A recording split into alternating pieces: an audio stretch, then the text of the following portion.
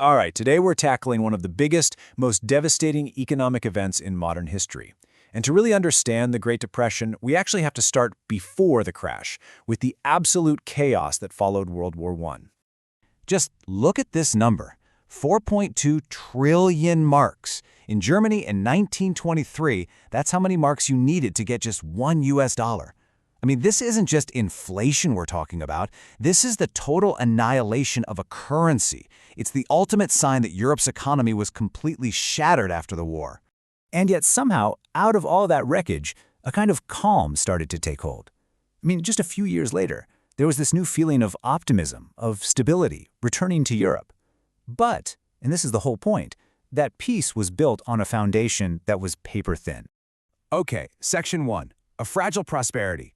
We're going to look at how this recovery was built on American credit. So how did this even happen? How did things seem to get so good so fast, and why was it all really just an illusion? You know, a house of cards just waiting to be blown over. Well, it all came down to something called the Dawes Plan. This was a US-led plan in 1924, and it did a couple of really important things. First, it restructured Germany's war payments to make them a little less crushing. But second, and this is the part you really need to remember, it opened the floodgates for a massive wave of American loans to pour into Germany. And just like that, Europe's entire economic recovery was tied directly to Wall Street.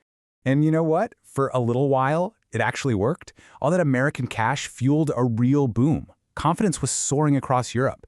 People were so optimistic, in fact, that a bunch of countries got together and signed the Kellogg-Briand Pact, which basically tried to outlaw war forever. It really felt like the bad times were finally behind them. But of course, it was all a mirage. So now let's get into the cracks in the foundation. We're going to look at the hidden weaknesses of this whole global economy.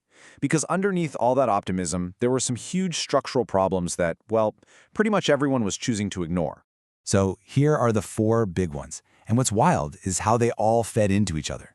You've got massive war debt from World War I that countries can't pay. So what do? They slap on these nationalistic tariffs, these huge taxes on imports, which then just strangles international trade.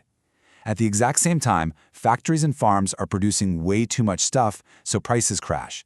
And all of this is happening while the US stock market is being pumped up by reckless speculation. It was a perfect storm, a global system just waiting to collapse. Which brings us to the main event, the crash of 1929. This was the single push that made the whole thing collapse. So let's look at how a crisis on Wall Street dominoed into a full-blown catastrophe for the entire planet. And this slide shows you exactly how that transatlantic link just snapped. First, American investors started pulling their cash out of Europe to get in on the booming US stock market. But then, when the US market crashed, that flow of money didn't just slow down, it stopped, cold. The financial lifeline that Europe had been depending on was just gone.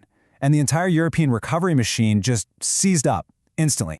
And the fallout was just brutal. By 1932, look at these numbers. A quarter of all workers in Great Britain were unemployed. In Germany, it was a staggering 40%. Try to wrap your head around that. These aren't just stats on a chart. This is a level of social breakdown that's almost impossible for us to imagine today. So now we need to talk about the human cost. Because those numbers we just saw, they represent millions of real people whose lives were just completely shattered. This crisis wasn't just about money. It fundamentally reshaped society itself. Yeah, this quote really hits home. The Depression didn't just hit the economy, it hit the family. You had heavy industries shutting down, so the men, traditionally the breadwinners, lost their jobs. They lost their purpose. But women could sometimes find work, in low-paying service jobs. And this completely flipped traditional family roles on their head, creating all kinds of resentment and tension in homes across the world. All right, next up, scrambling for solutions. Because with the old economic ideas clearly failing, governments got desperate. I mean, truly desperate. And that desperation led to this period of wild, radical experimentation, with nations just scrambling to find anything that might work. And this table just shows you how nobody had the one right answer. Everyone was trying something different. You had new economic theories popping up, like Keynesianism, which basically said governments should spend money they don't even have to kickstart demand. Then you had Scandinavia, which went for this cooperative social action, a massive welfare state.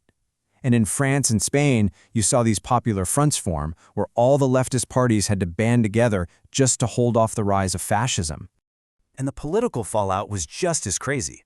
Look at Great Britain. The Conservative and Liberal parties, who were bitter rivals, actually formed a single coalition government to try and save the economy. Just stop and think about that for a second.